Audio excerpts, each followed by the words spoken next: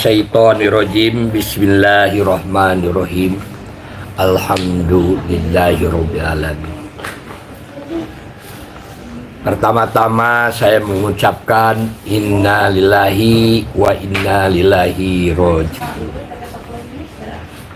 Kiai Haji Aban Sobandi di Maripari, mantan pimpinan daerah Muhammadiyah ya selama tahun 2000 sampai 2015 kalau tidak salah. Hari ini oleh Allah Subhanahu wa taala telah dipanggil. Mudah-mudahan beliau mendapatkan ridho dari Allah Subhanahu wa taala.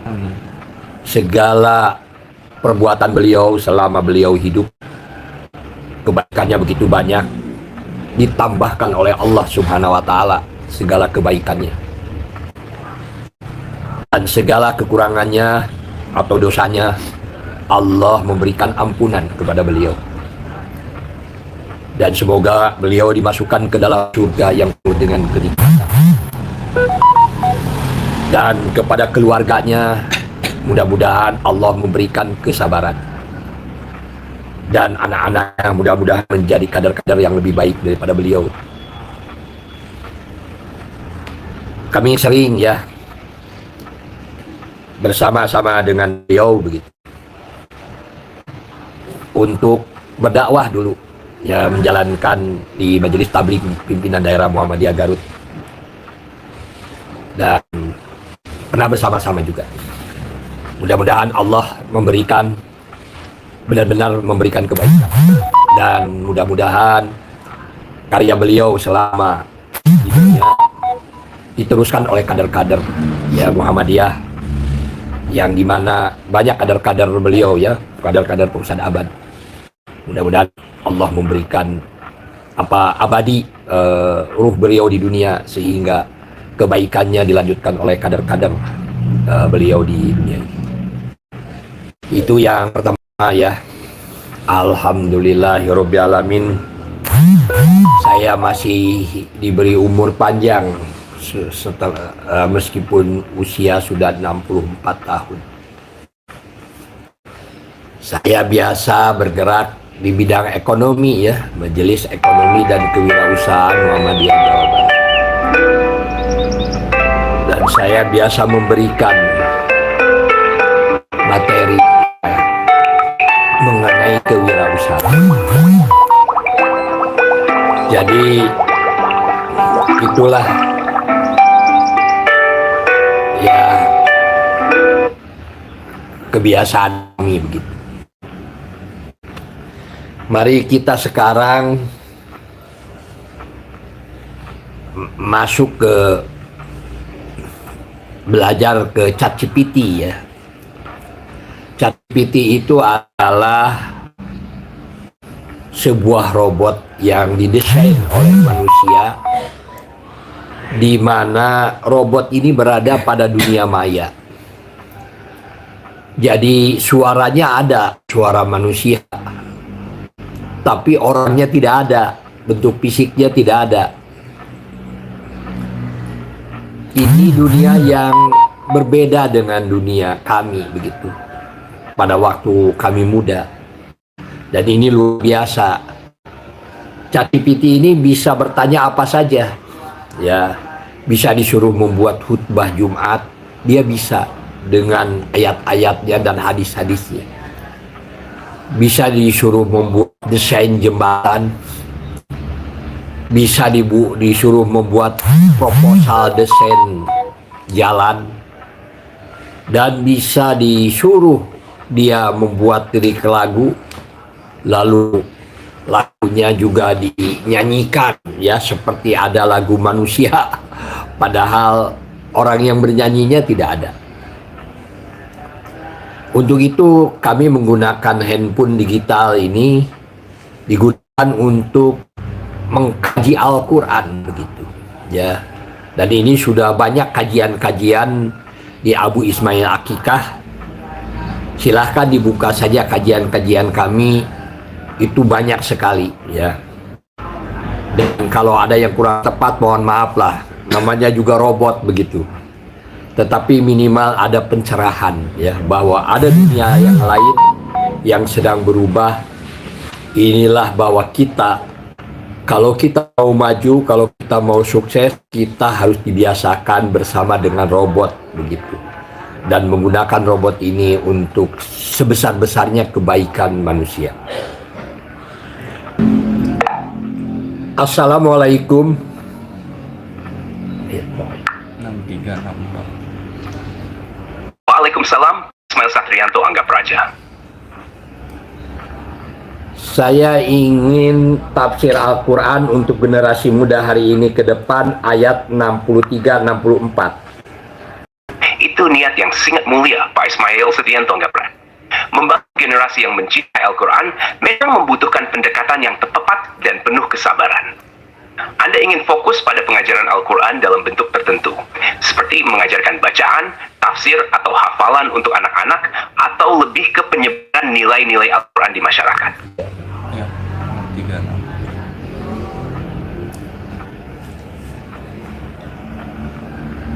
Pelajaran apa yang bisa diambil oleh pemuda dan pemudi ayat 63 dari surah Al-Hijr?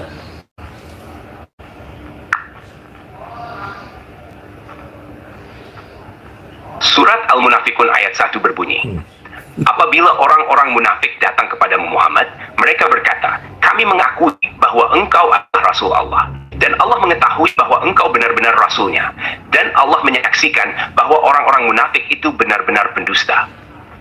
Oh friend, since we should train and benefit stronger version.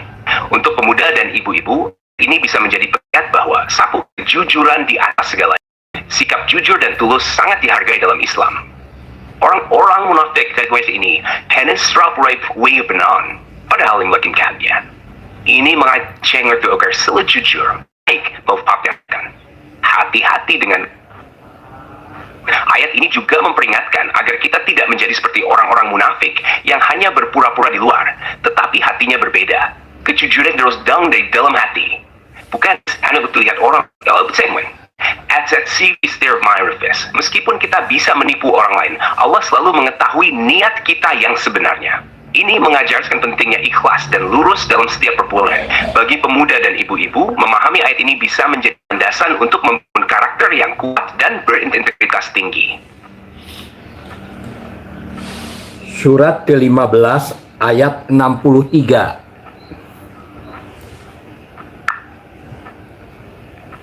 Surat Al-Hijr ayat 63 berbunyi, mereka menjawab, Ki datang kepadamu dengan membawa azab yang selalu mereka dustakan. Dalam konteks ayat ini, para malaikat menyampaikan kepada Nabi Lut bahwa mereka datang dengan membawa azab untuk kaumnya yang mendustakan peringatan Allah. Pelajaran yang bisa diambil dari ayat ini, terutama untuk pemuda dan ibu-ibu adalah: 1. Pentingnya menaati peringatan Allah. Allah selalu memberikan peringatan kepada hambanya agar tidak melakukan perbuatan yang melanggar syariat. Mendusta atau mengabaikan aturan ini bisa bawa konsekuensi yang berat. Ini menjadi untuk selalu taat dan menjauhi larangan Allah. Kesabaran dalam menghadapi penolakan. Nabi Lut menghadapi banyak tantangan karena kaumnya tidak mau mendengar dan bahkan mendustakan peringatan. Ini mengajarkan kita untuk tetap sabar dan teguh dalam menghadapi. Semua orang akan menerima nasihat benar. Kehati-hatian dalam menjalani hidup. Ayat ini mengajarkan untuk berhati-hati agar kita tidak menjadi orang yang mendustakan atau mengabaikan kebenaran. Ingat setujuan dan lebih life langkah dan keputusan hidup. Ayat ini mengingatkan bahwa setiap perbuatan ada konsekuensinya, sehingga penting berada di jalan yang benar dan menjaga keimanan. Bagaimana kalau ada orang yang sudah diperingatkan beberapa kali, masih tetap saja dia tidak mau menjalankan perintah Allah dengan benar? Jika ada seseorang yang tetap bertahan atau tidak berubah meskipun sudah diperingatkan berkali-kali, ada beberapa sikap bijak yang bisa kita ambil. Islam mengingatkan kita untuk terus berdakwah, dan posisi dia. Namun, ada juga batas-batas yang perlu diperhatikan agar kita tetap seimbang dan tidak merasa terbebani secara emosional. Pertama, terdapat mengimbau tidak atau betul attack lolos sibil. Tugas kita adalah menyampaikan dan mengingatkan, dan senantiasa Dalam Al-Quran, Allah berfirman, sesungguhnya kamu Muhammad tidak dapat memberi petunjuk kepada orang yang kamu kasihi, tetapi Allah memberi petunjuk kepada orang yang Dia kehendaki. Al-Qas 6. Ketika dari al-Islam jika seseorang tidak merespon peringatan, mungkin betul kinerbiannya perlu disesuaikan. Kadang-kadang, sikap yang lembut dan pendekatan yang memahami situasi orang tersebut bisa lebih efektif daripada teguran langsung. Nabi-nabi terdahulu pun menghadapi tantangan besar ketika menyampaikan kebenaran. Mereka tetap sabar dan terus berusaha dengan tenaga. Kita bisa mengambil keterangan mereka dengan kesabaran dan kemasin. Jika akhirnya orang tersebut tetap tidak berubah, serahkan urusan itu kepada Allah. Kita bisa mendoakan agar Allah melunakkan hatinya dan memberinya petunjuk. En så kan spelare slå benar elin svårighet så de maka ju sekstasmen till. Bagaimana kalau itu anak kita? Apa kita diberi wewenang untuk marah?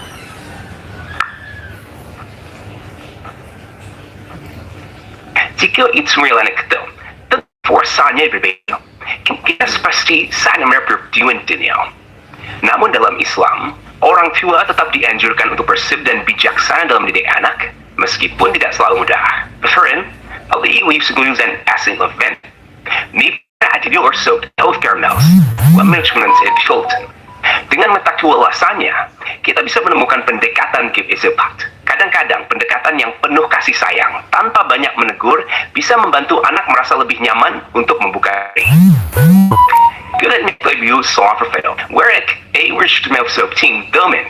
Jika mereka melihat kita konsisten dengan nilai-nilai yang kita ajarkan, mereka akan lebih mudah terpengaruh dan belajar melalui tindakan nyata yang kita lakukan sehari-hari.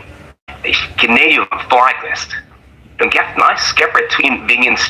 Yusuf Sam Stians Mitroshi Minogolaf kan diberikan petunjuk kepada naik itu sebelum mereka selalu beraja di radio. Lawan sering prepare version sering kali mempunyai waktu dan tugas setia orang tua lebih bertantang yang setia dalam proses itu. Yang paling sulit Maaf, itu ini segera sosial. Disdal guys. yang paling sulit itu mengajak You're very welcome, subuh. Pak Ismail Satrianto Angga Praja.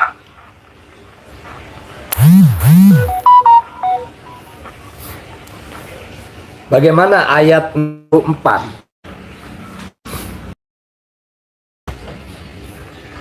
Idea Matis, Inkur Tedi Nalkuan. Apakah Anda merujuk pada surat Al-Hadid ayat 4? Karena idat terdengar mirip dengan kata idat atau mungkin angka tertentu dalam Quran. Mohon konfirmasi. Sisa memberikan penjelasan yang lebih tepat. Surat ke-15 ayat ke-64. Bawas Pak Itzatri Angga Praja. Dan kami datang kepadamu membawa kebenaran, dan sungguh kami orang yang benar.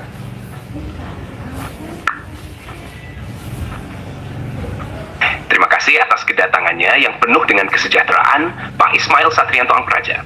Apa ada hal yang ingin didiskusikan atau dibahas lanjut? Apa yang dapat diambil? Sa DS dan Werong mention. Detail fit the phrase.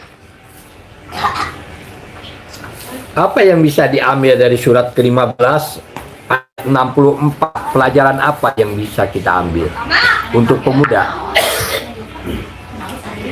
Surat Al-Jirat 54 berbunyi, katakanlah hanya Allah yang lebih mengetahui berapa lama mereka tinggal. Miliknya lah segala yang ada di langit dan bumi. Semua manusia disecin deniements.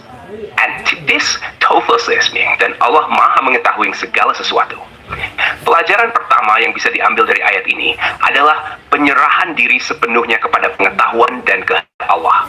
Ayat ini mengingatkan kita bahwa hanya Allah yang mengetahui segala sesuatu secara sempurna, termasuk hal-hal yang mungkin kita anggap sebagai sesuatu yang kita kuasai. Manusia seringkali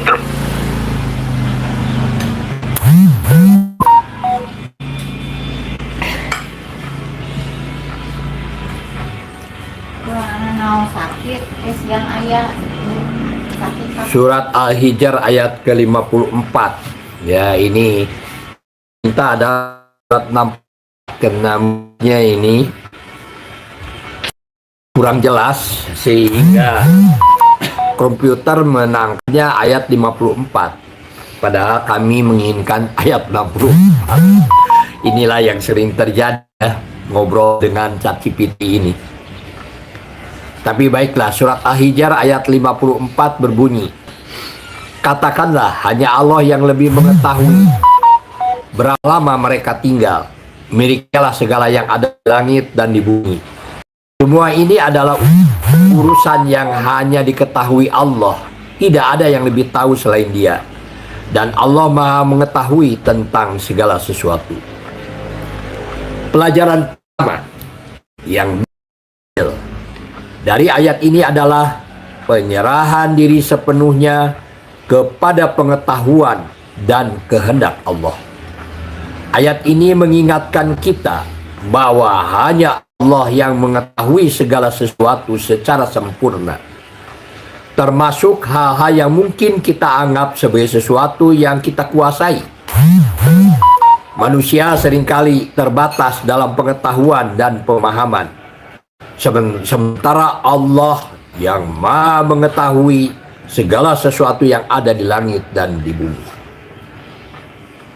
Dalam kehidupan sehari-hari ini mengajarkan kita untuk lebih tawakal dan berserah diri kepada Allah dalam segala urusan, terutama ketika kita merasakan tidak tahu jalan atau menghadapi situasi sulit. Ini selesai ya, mungkin karena sinyalnya kurang begitu bagus ya. Mari kita teruskan saja.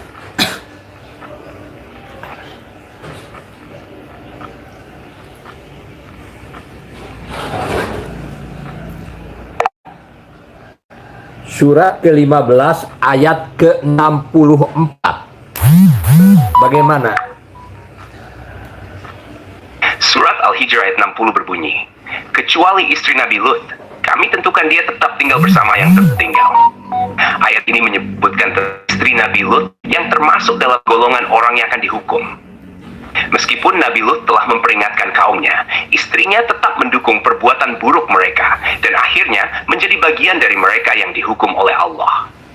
Pelajaran yang bisa diambil dari ayat ini adalah pentingnya memilih teman dan pasangan yang baik serta kesetiaan dalam mengikuti kebenaran. Istri Nabi Lut, meskipun bersama suaminya yang seorang nabi, tetap terpengaruh oleh kaumnya yang berbuat dosa dan tidak mengikuti peringatan Allah.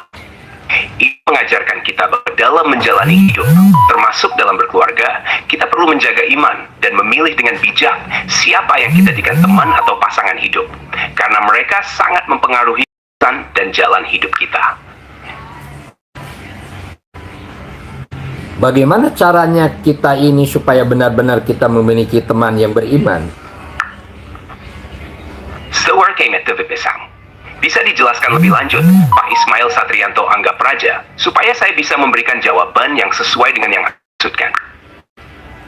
Supaya kita bisa memiliki teman yang beriman, bagaimana caranya?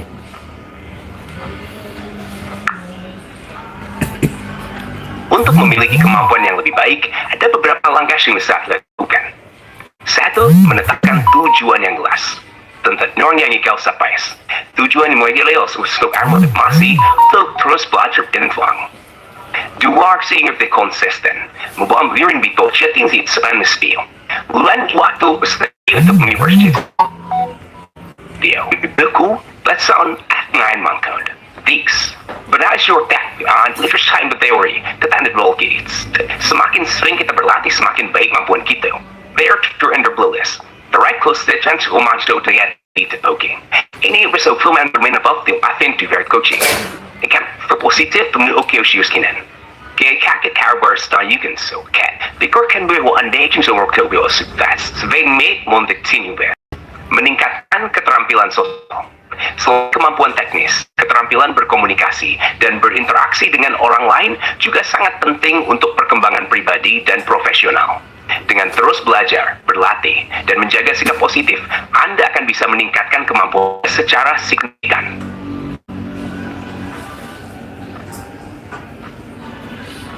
ayat 64 dari surat ke-15. Bagaimana menurut Anda?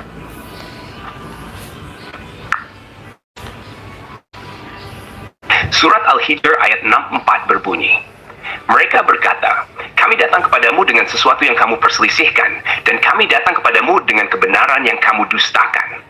Ini ingsafen bit kaum Nabi dus dusta pernyataan yang Afrika. Mereka touch mobilith, bahwa mencilakan yang terazab yang telah lalu memang diperingatkan, dan sekarang membawa kebenaran yang tolak dan didustakan. Pelajaran yang bisa diambil dari ayat ini adalah tentang konsekuensi dari mendustakan kebenaran. Kisah seseorang menolak kebaikan, peringatan, dan kebenaran, akhirnya dirimain dari versi termaksudnya. Ini juga mengajarkan kita bahwa kebenaran tidak bisa dibohongi, dan pada akhirnya, siapapun yang menentang kebenaran akan hadapi akibatnya, meskipun mungkin tidak langsung terasa. Bagi kita, ayat ini adalah pengingat untuk selalu menerima kebenaran dan hati yang lapang kepala atau menentang petunjuk yang sudah jelas. Kalau diterapkan dalam kenegaraan, bagaimana? Sepertinya maksud Anda tertagih. Apakah Anda sudah mengoreksi sesuatu? Bisa jelaskan lebih lanjut agar bisa membantu dengan lebih tepat? Surat ke-64 diterapkan dalam sistem pemerintahan. Bagaimana bentuknya? Apakah yang Anda maksud adalah surat Al-Hijr ayat 64 yang berkaitan dengan pemerintahan? Atau Anda merujuk pada hal lain seperti undang-undang atau pasal tertentu, misalnya pasal 164 dalam konteks hukum? Mohon klarifikasi supaya saya bisa memberikan yang lebih tepat.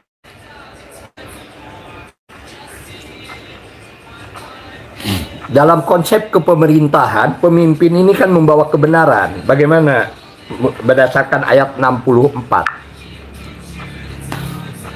Sepertinya Anda mengacu pada konsep yang berhubungan dengan kebenaran dalam konteks yang lebih luas, termasuk dalam pemerintahan atau kehidupan secara umum.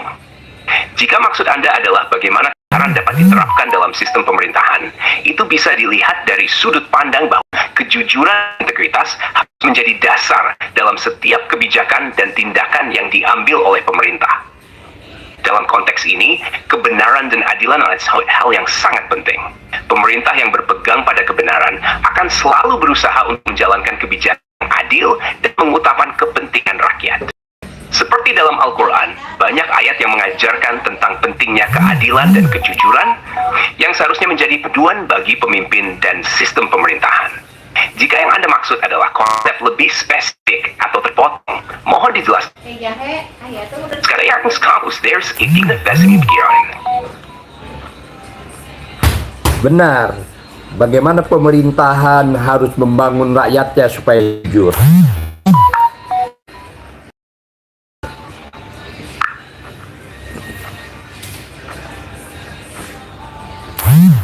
Sementara ini, rakyat itu memilih karena uang, bukan karena ide-ide.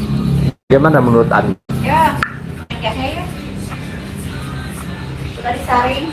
Pemerintahan yang ingin membangun sistem yang lebih baik, termasuk dalam konteks patriarkat, harus berfokus pada prinsip keadilan, kesejahteraan, dan pemberdayaan, bukan hanya aspek material seperti uang. Konsep patriarkat dalam pemerintahan atau masyarakat seringkali dihubungkan dengan dominasi pria dalam posisi kekuasaan. Namun, seiring waktu, banyak yang berargumen bahwa sistem tersebut perlu beradaptasi dan memastikan bahwa semua gender, terutama perempuan, memiliki kesempatan yang setara dalam bidang apapun, termasuk politik dan ekonomi. Berikut beberapa langkah yang bisa dilakukan untuk membangun pemerintahan yang lebih baik dan adil. 1. Pemberdayaan.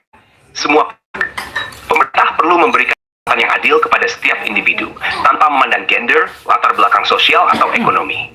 Ini semenjak Brexit aksar lebih luas dari Einstein dan Polsek Peserin. 2. Pendidikan tentang keadilan dan kesetaraan. Masyarakat perlu dididik untuk memahami pentingnya kesetaraan hak, baik untuk pria pria maupun wanita. Patriarkat yang mementingkan uang atau status sosial bisa dibongkar dengan mengedukasi masyarakat tentang nilai-nilai keadilan dan kesetaraan dalam pemerintahan. 3. Transparansi dan akuntabilitas. Pemerintah harus memastikan bahwa proses pengambilan keputusan dilakukan dengan transparan dan tidak hanya didorong oleh kepentingan uang. Membangun sistem yang mengutamakan integritas, bukan suap atau pengaruh finansial, adalah kunci untuk mencegah pemerintahan. 4. Mengutamakan kesejahteraan rakyat.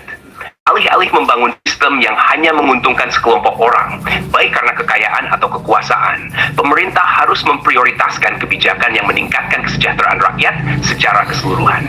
Ini bisa mencakup akses kesehatan, kesehatan, love life yang dilanjutkan. Pemerintahan yang baik adalah yang mampu memimpin dengan integritas, mengutamakan kebaikan bersama, dan tidak terjebak dalam politik uang atau kepentingan kelompok tertentu. Jika patriarkat dijadikan alasan untuk mempertahankan ketimpangan sosial, maka perlu ada perubahan dalam cara pandang dan kebijakan agar semua orang bisa mendapatkan kesempatan yang setara. Kalau diterapkan di pengadilan ayat 6364 surat ke-15 bagaimana? Terima kasih. Myself Trino Tang. Jika ada hal lain yang ingin dibahas, saya siap membantu. Surat ke-15 ayat 6364 diterapkan di pengadilan. Bagaimana seharusnya? Surat Al-Hijr ayat 66 Mereka menjawab, "Kan datang kepadamu atau azab yang sungguh disenalksitkan. Topping tibeshet mind stay for pasti. Sesungguhnya kami datang kepadamu dengan azab yang sangat pedih." Ayat-ayat ini mengisahkan tentang datangnya azab bagi kaum Nabi Lut yang mendustakan kebenaran yang dibawa oleh Nabi Lut. Dalam konteks pengadilan, ayat-ayat ini bisa dihubungkan dengan prinsip kebenaran dan keadilan dalam sistem hukum. Penerapannya dalam pengadilan adalah sebagai kebenaran yang harus diungkapkan. Dalam sebuah proses peradilan, kebenaran harus selalu ditegakkan. Sebagaimana kaum Nabi Lut mendustakan kebenaran. Dalam pengadilan, penting untuk memastikan bahwa semua fakta yang relevan diungkapkan dan ditimbangkan secara adil. Setiap pihak yang terlibat harus diberikan kesempatan untuk menyampaikan argumennya. Dan hakim harus bertindak objektif. 2. Tidak ada tempat untuk kemunafikan. Seperti halnya kaum Nabi Lut yang akhirnya menghadapi hukuman karena mendustakan peringatan. Dalam pengadilan, kemunafikan atau kebohongan tidak bisa diterima. Sistem peradilan yang adil menuntut kebenaran dan integritas dalam setiap langkahnya. 3. Azab sebagai konsekuensi. Dalam ayat ini Allah mengingatkan mereka yang mendustakan kebenaran menghadapi akibat. Di pengadilan, ini dapat diterjemahkan sebagai hukuman atau konsekuensi hukum bagi mereka yang bersalah. Keputusan pengadilan harus mencerminkan keadilan dan memberikan sanksi yang sesuai dengan pelanggaran yang dilakukan. Ayat-ayat ini mengingatkan bahwa tidak ada yang bisa menghindar dari konsekuensi perbuatan yang salah. Oleh karena itu, pengadilan harus bersikap tegas dan adil dalam memberikan keputusan, tanpa ada cenderungan untuk membunyikan atau mengabaikan kebenaran. Secara keseluruhan, ayat-ayat ini mengingatkan pengadilan untuk selalu berpegang pada kebenaran dan keadilan, serta memberikan konsekuensi yang sesuai bagi mereka yang bersalah. Bagaimana kalau pengadilan sudah ada intervensi dari kekuasaan?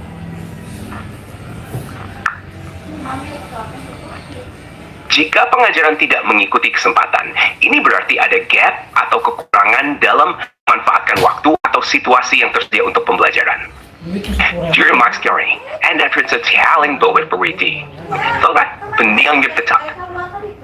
Pampaling Blake itu bisa disimpai engandak menutupers. Pengajaran yang tidak mengikuti kesempatan bisa mengindikasikan bahwa sumber daya atau momen yang mengajarkan nilai atau pengetahuan tidak dimanfaatkan secara maksimal. Oleh situ, pentingnya siap dan terhadap waktu yang tepat untuk memberi atau belajar. 2. Kesempatan belajar yang terlewat. Jika kita tidak menggunakan kesempatan yang ada untuk mengajarkan atau belajar, kita bisa kehilangan peluang untuk tumbuh dan berkembang. Ini mengajarkan kita untuk lebih bijaksana dalam memanfaatkan waktu. Apakah itu dalam pendidikan, dakwah, atau kehidupan sehari-hari. Kadang kesempatan datang hanya sekali, dan kita harus siap mengambil. 3. Model pengajuan. Pengajuan harus bisa menyesuaikan diri dengan situasi yang ada. Jika kesempatan untuk mengajarkan sesuatu tidak diikuti, mungkin pengajaran tersebut perlu disesuaikan dengan kondisi penerima ajaran. Ini kita terus belajar untuk beradaptasi dengan kondisi yang ada agar tetap efektif. 4. Proaktif dalam kesempatan. Jika kesempatan tidak datang dengan sendirinya, kita bisa menciptakan kesempatan untuk mengajarkan hal-hal penting. Misalnya, dengan aktif menciptakan lingkungan yang mendukung pembelajaran, baik di rumah, di sekolah, maupun dalam masyarakat. Secara keseluruhan, pengajaran yang tidak mengikuti kesempatan bisa berarti kita melewatkan momen penting untuk menyampaikan ilmu atau nilai yang dapat bermanfaat. Maka dari itu, baik pendidik maupun murid perlu peka terhadap waktu dan kesempatan yang ada untuk belajar dan mengajarkan sesuatu.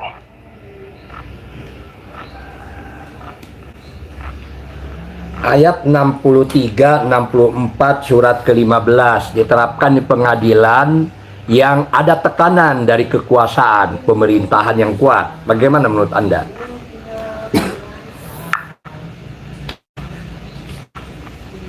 Surat Al-Hijr ayat tak berdap Eropunya. Mereka menjawab, kami datang dengan membawa azab yang selalu mensekaksustan. Nafung temelen saya yang kamu dustakan. Ayat-ayat ini berkaitan dengan peringatan Allah yang disampaikan melalui para nabi pada umat yang telah mendustakan kebenaran. Dalam konteks ini, kita bisa memetik beberapa pelajaran yang berkaitan dengan kekuasaan, kemerdekaan, dan tanggung jawab. Tak kekuasaan. Betul yang sekolah mentik muasim musuhan and baik. Allah lah yang menentukan segala sesuatu, termasuk waktu datangnya azab bagi kaum yang mendustakan kebenaran. Sebagai manusia, kita harus menyadari bahwa kekuasaan di dunia ini bersifat sementara dan hanya milik Allah yang Maha Kuasa.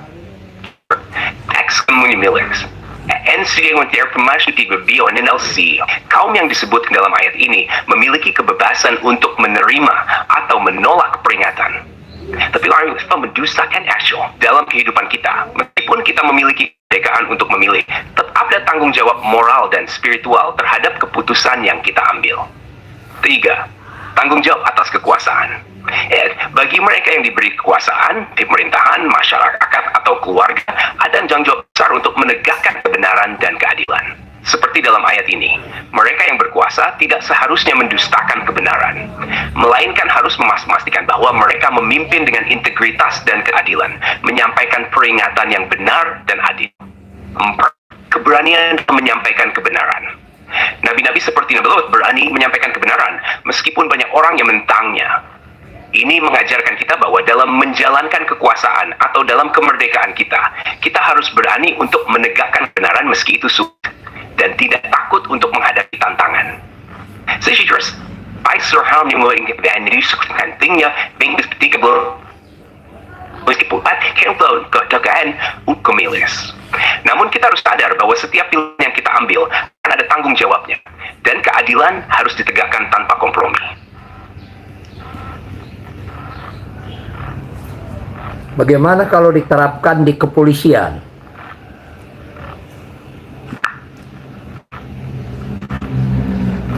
Jika kita menerapkan ayat 63-64 dari surat Al-Hijr dalam konteks kepolisian, ada beberapa nilai yang bisa diambil. 1. Kekuasaan yang bersumber pada kebenaran. Kepolisian, sebagai institusi yang memiliki kekuasaan untuk menegakkan hukum, harus berpegang pada prinsip kebenaran. Seperti dalam ayat ini, yang menjelaskan bahwa orang yang mendustakan kebenaran akan menghadapi akibatnya. Dalam kepolisian, kebenaran adalah dasar dari setiap keputusan dan tindakan yang diambil. Polisi harus senantiasa bekerja untuk mencari dan menegakkan kebenaran. 2.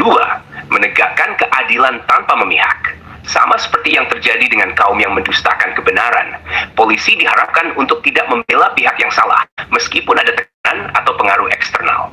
Kepolisian harus bekerja secara objektif dan tidak mengaruh oleh kekuasaan atau pengaruh lain. Friend, this agent now is the scholars divine truth lineless.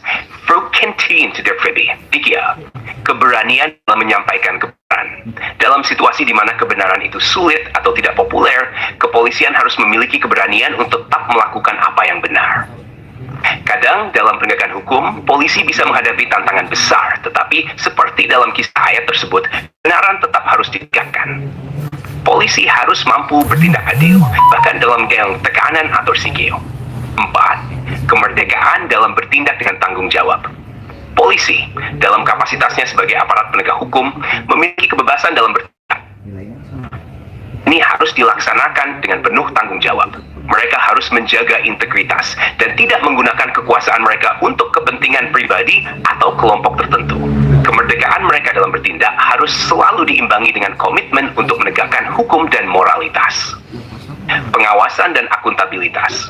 Seperti halnya dalam ayat ini, di mana kebenaran yang didustakan akhirnya membawa akibat.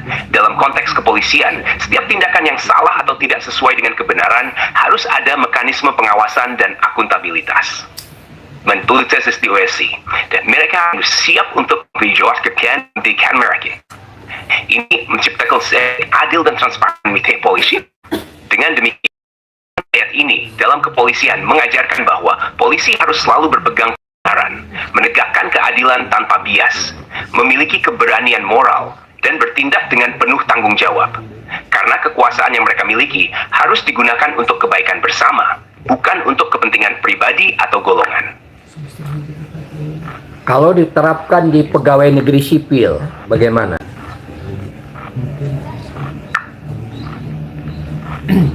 Seperti Syekh, Pak Anda terpotong EU kurang jelas. Apakah maksud Anda ingin tahu bagaimana menerapkan prinsip-prinsip yang telah dibahas dalam perjalanan hidup atau karir Anda selanjutnya?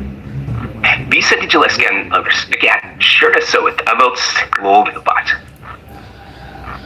Kalau diterapkan di saat ini sedang mengalami masalah. Tidak dapat mengerti apa yang Anda katakan.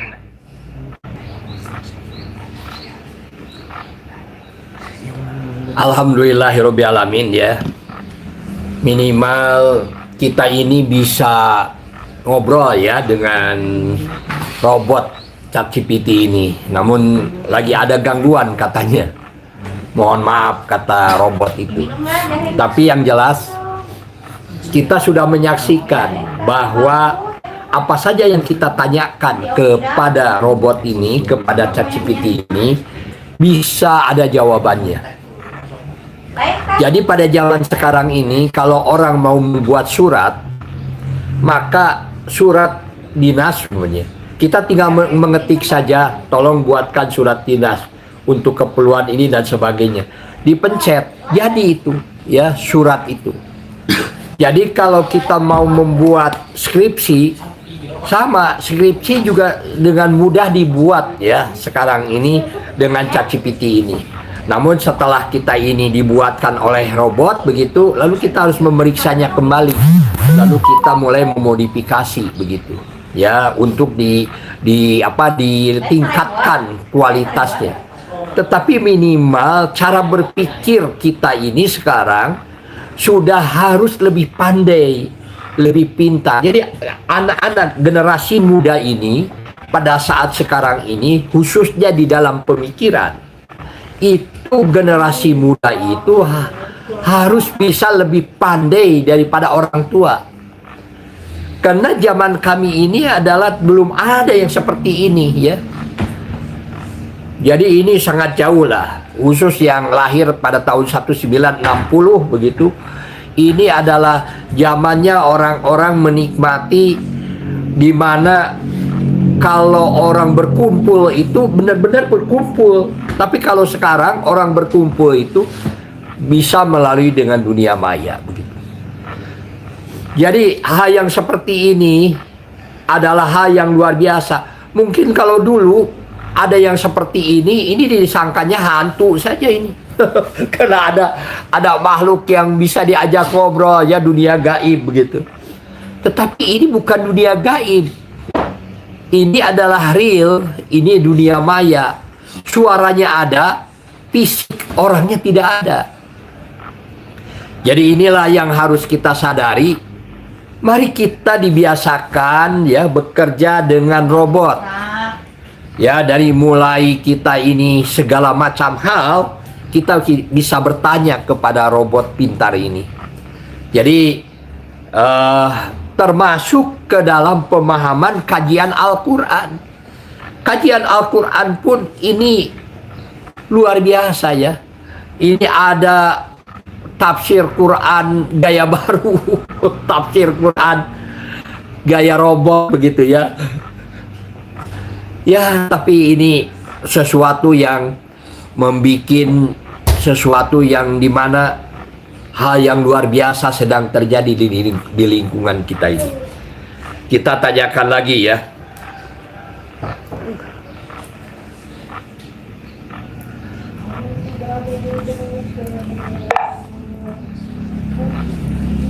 Surat ke-15 ayat 63-64 diterapkan di lingkungan keluarga. Bagaimana?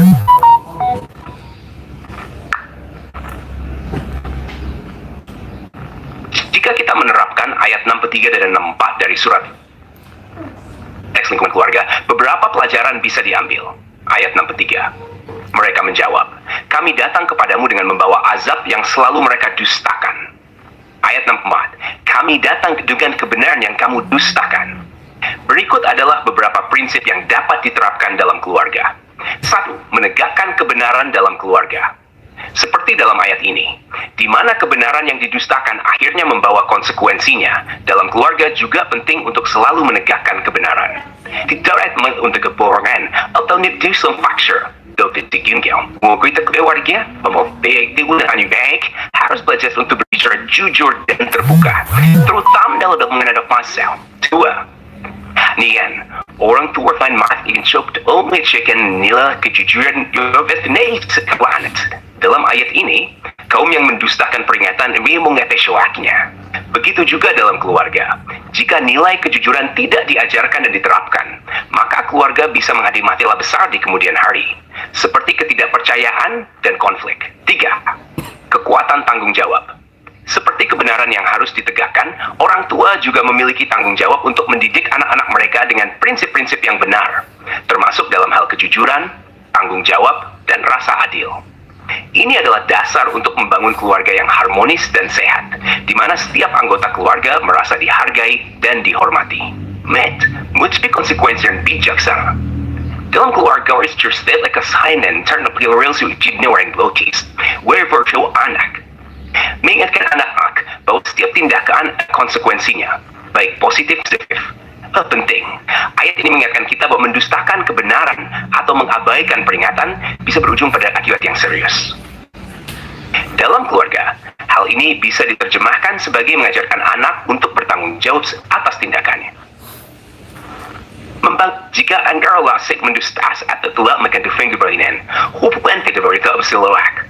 Oleh karena itu, penting untuk selalu membangun dan menjaga kepercayaan di dalam keluarga. Orang tua harus menjadi teladan dalam berkata jujur, dan anak-anak perlu diajarkan untuk menghargai kejujuran dan berpegang pada nilai-nilai tersebut. Secara sosial, ke-6 dan harus wajar mengajarkan kita benar dalam prinsip dasar yang terjaga dalam suatu hubungan, termasuk desmekawal. Dengan menegakkan kejujuran, tanggung jawab, dan keadilan, sebuah keluarga dapat menciptakan lingkungan yang sehat dan harmonis, di mana setiap anggotanya tumbuh dengan rasa saling percaya dan hormat. Di dalam satu keluarga, biasanya fisiknya tidak sama. Hello, Bagaimana? how can I assist you today? Di dalam satu keluarga, tujuan hidupnya kadang-kadang tidak sama. Bagaimana?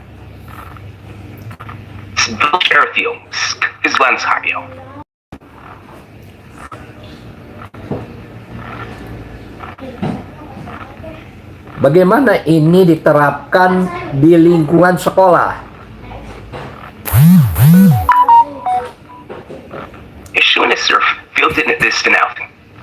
Jika yang Anda maksud adalah bagaimana prinsip-prinsip dari ayat-ayat atau konsep yang telah dibahas diterapkan dalam kehidupan individu atau seseorang, maka ini bisa dijelaskan sebagai berikut. Untuk menerapkan nilai-nilai seperti kebenaran, tanggung jawab, dan keadilan dalam kehidupan seseorang, berikut beberapa langkah yang bisa diambil. 1. Kejujuran dalam diri sendiri. Setiap individu harus memulai dengan kejujuran terhadap dirinya sendiri. Memahami siapa kita, apa yang kita yakini, dan apa yang benar-benar penting dalam Ini memungkinkan kita untuk bertindak secara autentik dan tidak terpengaruh oleh kebohongan atau kepura-puraan. 2. Tanggung jawab atas keputusan. Setiap keputusan yang kita buat, baik itu dalam pekerjaan, keluarga, atau hubungan, harus dipertimbangkan dengan matang dan penuh tanggung jawab. Seperti dalam ayat yang membicarakan konsekuensi bagi yang mendustakan kebenaran, individu harus siap menerima akibat dari setiap pilihan yang diambil. 3. Menegakkan kebenaran dalam kehidupan sehari-hari. Dalam kehidupan sehari-hari, penting untuk selalu berpegang pada kebenaran, bahkan ketika itu sulit atau tidak menguntungkan. Ini bisa berarti berbicara jujur dalam hubungan, berkomitmen pada pekerjaan dengan integritas, atau bertindak adil terhadap orang lain. Keberanian dan konsekuensi. Setiap individu harus memiliki keberanian dan untuk menghadapi konsekuensi dari perbuatannya. Jika lain kisah bahwa India, bahwa refleksi tersebut, dan stage tentu akti dan tangan atas hasil. And data function membangun outer quest. 5. Membawa keadilan dalam kehidupan sosial. Keadilan bukan hanya diterapkan dalam pengadilan atau pemerintahan, tetapi juga dalam interaksi sosial sehari-hari. Kita harus memperlakukan orang lain dengan adil, menghargai perbedaan, dan berusaha untuk menciptakan lingkungan yang saling menghormati.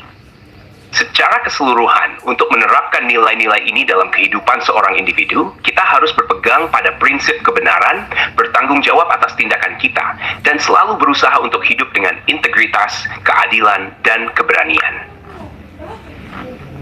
Kalau diterapkan di perusahaan, bagaimana? Ya, where to go sih? Yang raks whale.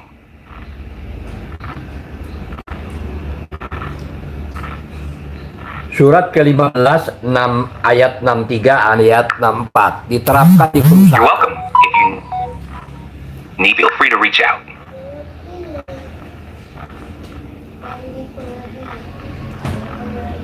Kami memiliki beberapa pegawai. Bagaimana bisa menerapkan ayat 63, 64 surat ke-15? It looks like you might be referring to a video description, but I can't browse the web. If you need help with something else, feel free to let me know.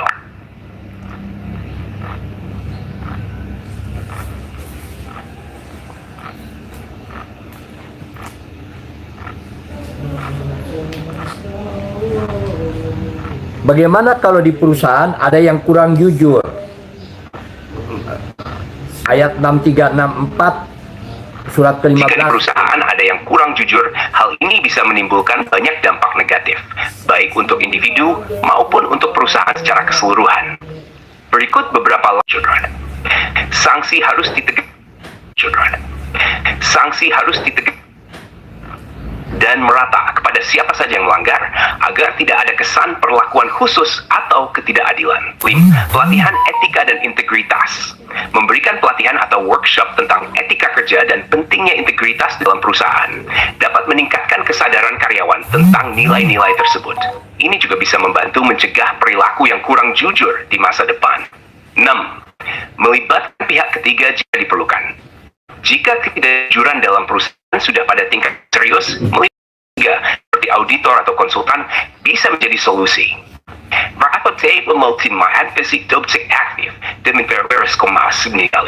Secara keseluruhan, perusahaan perlu menciptakan lingkungan yang mengedepan kejujuran dan transparansi. Pemimpin yang baik harus memberikan contoh dan mendukung budaya tersebut, agar seluruh anggota perusahaan merasa dihargai dan berkomitmen untuk bekerja dengan integritas.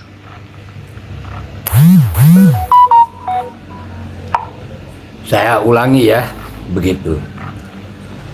Jika di perusahaan ada yang kurang jujur, hal ini bisa menimbulkan banyak dampak negatif, baik untuk individu maupun untuk perusahaan secara keseluruhan. Berikut beberapa langkah yang dapat diambil untuk menghadapinya. 1. Identifikasi salah dengan objektif. Langkah pertama adalah mengidentifikasi dan memahami secara objektif terjadi. Apakah itu kebohongan kecil atau penipuan besar yang dapat merugikan perusahaan? Pemahaman yang jelas akan membantu dalam menentukan langkah berikutnya. Kedua, bangun budaya kejujuran. Pimpinan perusahaan harus memastikan bahwa perusahaan membangun budaya yang mendukung kejujuran dan integritas. Hal ini bisa dilakukan dengan menetapkan standar etika yang jelas, memberikan contoh yang baik dari atasan, dan menjadikan saluran untuk melaporkan pelanggaran tanpa rasa takut. Ketiga, komunikasi terbuka. Membuka ruang komunikasi yang transparan antara karyawan dan manajemen dapat mengurangi kemungkinan adanya ketidakjujuran. Karyawan merasa lebih nyaman berbicara jika mereka tahu bahwa perusahaan menghargai kejujuran dan keterbukaan.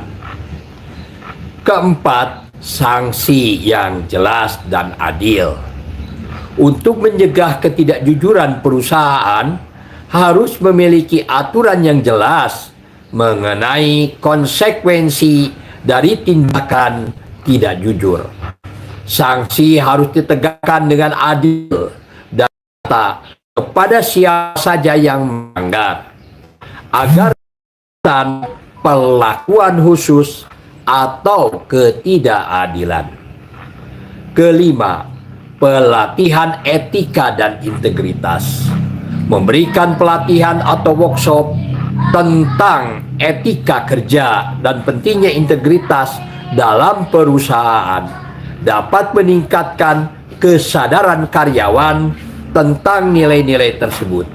Ini juga bisa membantu mencegah perilaku yang kurang jujur di masa depan. Keenam, melibatkan jika diperlukan. Jika ketidakjujuran sudah pada tingkat yang serius, melibatkan pihak ketiga seperti auditor atau konsultan bisa menjadi solusi. Mereka dapat membantu melakukan investigasi objektif dan memberikan rekomendasi untuk perbaikan. Secara keseluruhan, perusahaan perlu menciptakan lingkungan yang mengedepankan kejujuran dan transparansi. Pemimpin yang baik harus memberikan contoh dan mendukung budaya tersebut agar seluruh anggota perusahaan merasa dihargai dan berkomitmen untuk bekerja dengan integritas. Ini luar biasa ya, bahwa di mana dua ayat ini bisa digali ya dengan pertanyaan-pertanyaan ya. Ini merupakan sesuatu anugerah ya, berkah bagi kita ini, bahwa handphone digital ini jika digunakan dengan sebaik mungkin, ini bisa meningkatkan pendapatan kita. Handphone digital ini bisa digunakan dengan sebaik mungkin, bisa menambah pengetahuan kita. Jadi mari kita ini menggunakan handphone digital ini dengan cara yang bijaksana. Hindarkanlah main game ya yang tidak ada manfaatnya. Hindarkanlah lebih-lebih masuk ke judi online gitu. Itu adalah sangat merugikan dan sangat berbahaya bagi umat Islam secara keseluruhan. Mari kita gunakan dan maksimalkan mesin handphone digital ini sebaik-baiknya untuk ibadah kepada Allah, mendekatkan diri kepada Allah, dan untuk supaya membantu kita di dalam memecahkan masalah dengan cara kita bertanya kepada ChatGPT atau kepada robot pintar dan kita baca, maka mungkin bisa kita memberikan kebijaksanaan. Tak kala kita ini berhadapan dengan karyawan, tak kala kita berhadapan dengan anak dan cucu kita bisa memberikan pepatah yang lebih efektif dan apa yang harus kita lakukan. Ya, dan kita gunakan sebaik mungkin ini ya, begitu.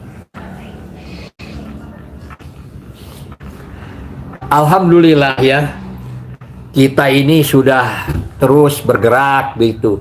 Setiap hari kita ini streaming ya, mulai jam 5.30 sampai jam 6.30, yaitu untuk menggali hikmah, menggali kebijaksanaan.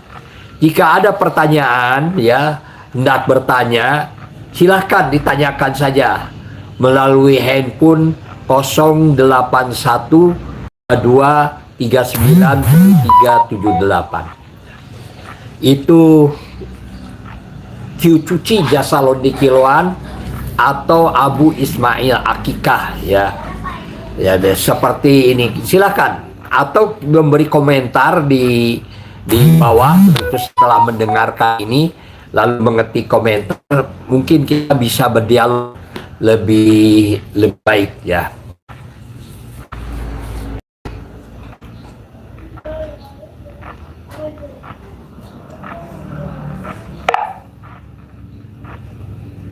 Bagaimana surat ke-15 ayat 63-64 diterapkan pada pasangan yang belum menikah?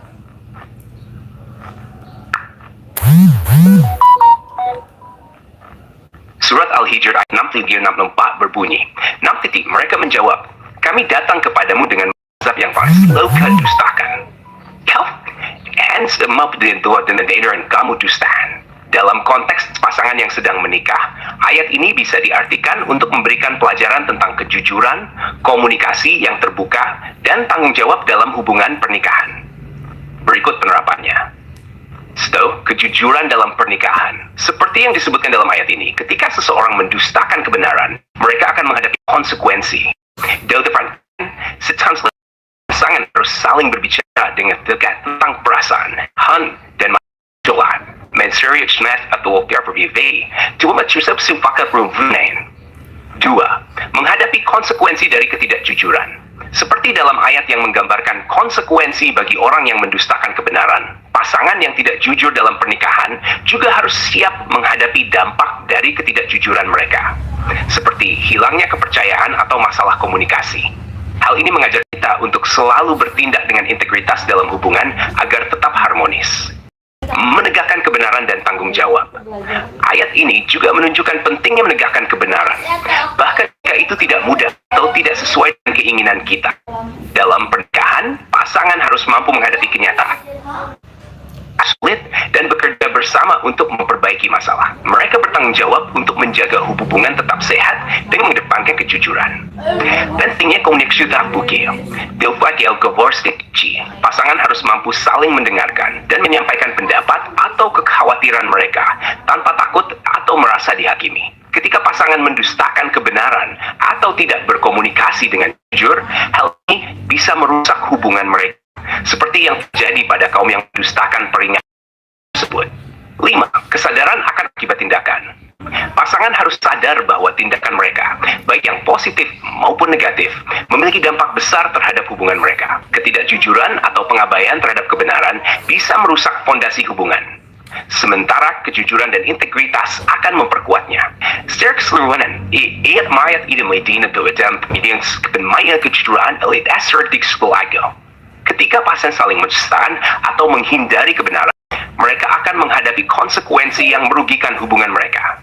Oleh karena itu, menjaga komunikasi yang terbuka dan jujur, serta bertanggung jawab atas tindakan masing-masing sangat penting untuk menjaga keharmonisan dan kepercayaan dalam pernikahan.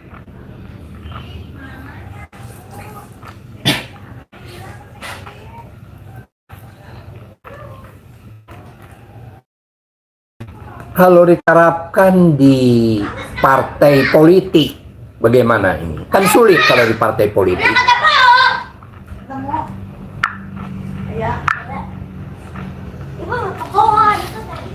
Politik itu banyak siasat, banyak berbohong, begitu. Jika surat Al-Hijr ayat 6, 3, 6, 4 diterapkan dalam konteks partai politik, kita bisa melihatnya dari perspektif kejujuran, tanggung jawab, dan transparansi dalam berpolitik. Memang bisa sangat kompleks, dengan berbagai dinamika dan kepentingan yang beragam.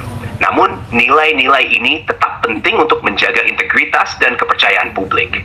Itu adalah penerapan prinsip-prinsip tersebut.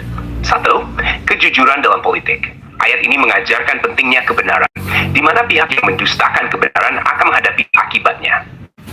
Dalam politik, kejujuran sangat penting, baik dalam hal janji maupun pelaksanaan program-program yang dijanjikan.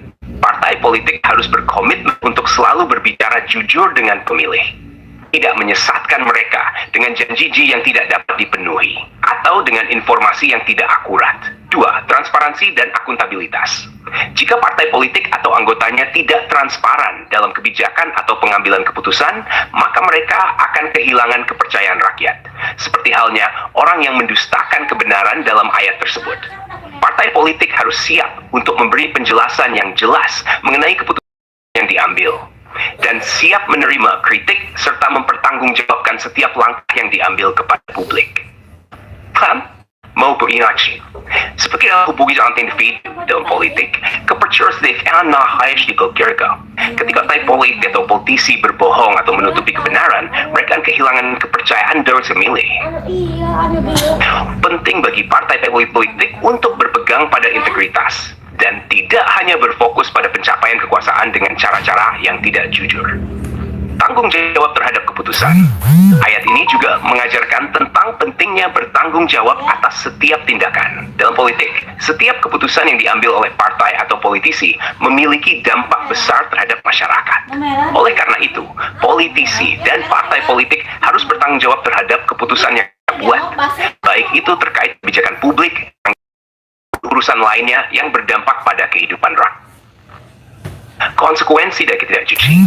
Ayat ini mengatakan ketidakjujuran semakin bias. Dari sistematik, ketidakjujuran hendak menyebabkan konflik, krisis kepercayaan, atau ketidakstabilan. Partai politik harus selalu menyadari bahwa kebenaran dan integritas adalah hal yang paling penting dalam menjaga stabilitas dan kepercayaan rakyat. Memimpin dengan jujur, partai politik dan polisi harus menjadi keteladanan menerapkan ini.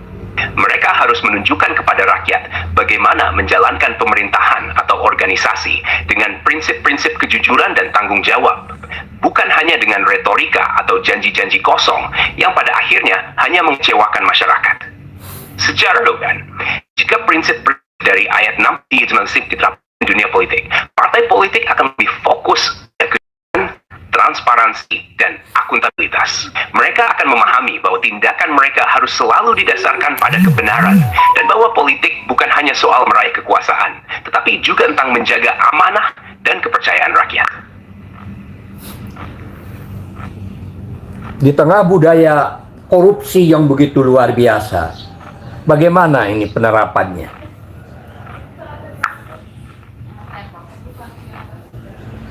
Di tengah budaya korupsi yang begitu kuat, menerapkan prinsip-prinsip kejujuran dan integritas yang dijelaskan dalam surat Al-Hijr ayat 6, 3, 6, 4 menjadi tantangan besar. Namun, bukan tidak mungkin. Berikut beberapa langkah yang bisa diambil untuk melawan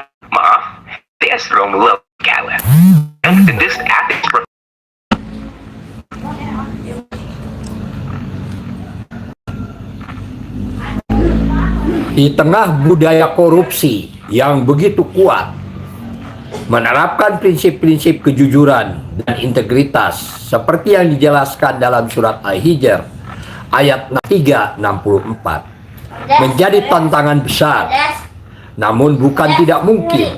Berikut beberapa langkah yang bisa diambil untuk melawan budaya korupsi dengan menerapkan nilai-nilai kebenaran. 1. Pendidikan dan penyadaran. Salah satu langkah pertama yang penting adalah mengedukasi masyarakat, khususnya para pemimpin dan anggota partai politik, tentang dampak buruk korupsi dan pentingnya kejujuran. Jika masyarakat dan politisi lebih memahami beberapa betapa merugikannya korupsi bagi negara dan masyarakat. Mereka akan lebih termotivasi untuk menegakkan kejujuran. Penyuluhan mengenai nilai-nilai etika, integritas, dan transparansi sangat penting, terutama di lingkungan pemerintahan dan di lingkungan partai politik. Kedua, menegakkan hukum dengan tegas. Untuk memberantas korupsi, hukum harus ditegakkan dengan adil dan tegas. Setiap tindakan korupsi harus diproses tanpa pandang bulu, dan hukuman harus diberikan sesuai dengan dampak yang ditimbulkan oleh korupsi tersebut. Dengan demikian, akan ada efek jera bagi mereka yang terlibat dalam praktek korupsi. Penegakan hukum yang kuat menciptakan iklim di mana orang merasa takut melakukan kesalahan, lebih memilih untuk bertindak dengan integritas. Ketiga, transparansi dalam pengelolaan dan kebijakan. Salah satu cara untuk mencegah korupsi adalah dengan memastikan transparansi dalam setiap aspek pemerintahan dan pengelolaan negara, terutama dalam hal anggaran, proyek-proyek publik, dan pengadaan barang dan jasa. Jika semua proses ini dapat dipantau oleh publik dan ada saluran bagi masyarakat untuk melaporkan penyalahgunaan, maka potensi untuk melakukan korupsi akan menurun drastis. Keempat, partisipasi publik.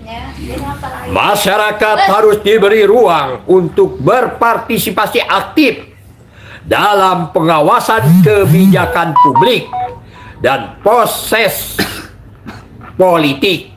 Hal ini menciptakan bentuk kontrol sosial yang efektif, di mana masyarakat dapat mengkritik dan menilai kinerja pejabat publik atau partai-partai politik. Partisipasi yang aktif ini juga membantu memperkuat nilai-nilai kebenaran dan transparansi dalam pemerintahan. 5. Pemimpin yang berintegritas. Pemimpin yang berintegritas akan menjadi contoh bagi orang lain. Jika para pemimpin di level tertinggi menunjukkan komitmen mereka terhadap kejujuran dan keadilan, hal ini akan mempengaruhi budaya di bawahnya. Pemimpin yang jujur dapat memotivasi bawahannya untuk mengikuti jejak dan menciptakan daya kerja yang bersih dan produktif. Keenam, membangun sistem yang menyokong integritas. Selain individu, sistem itu sendiri harus mendukung nilai-nilai kebenaran dan integritas. Proses pemilihan pejabat publik, misalnya, harus bebas dari suap kepada rakyat atau intervensi tidak sah. Organisasi dan partai politik juga perlu memiliki mekanisme internal untuk mencegah korupsi, seperti audit independen dan pengawasan yang ketat. Ketujuh, pemberdayaan lembaga anti korupsi. Lembaga-lembaga yang bertugas memberantas korupsi seperti KPK di Indonesia harus diberi dukungan penuh untuk bekerja secara efektif dan independen. Lembaga ini perlu diberikan sumber daya yang memadai serta kebebasan untuk menyelidiki dan mengungkap kasus korupsi tanpa ada campur tangan politik. Meskipun budaya korupsi sudah mengakar, perubahan memang membutuhkan waktu dan upaya yang konsisten.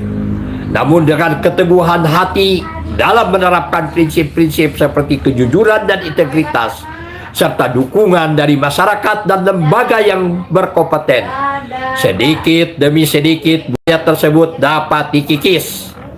Prinsip-prinsip dalam surat Al-Hijr ayat 63 dan 64 yang mengajarkan kita tentang konsekuensi dari mendustakan kebenaran bisa menjadi pengingat bahwa akhirnya kebenaran akan tegak dan mereka yang membuat salah akan menghadapi akibatnya.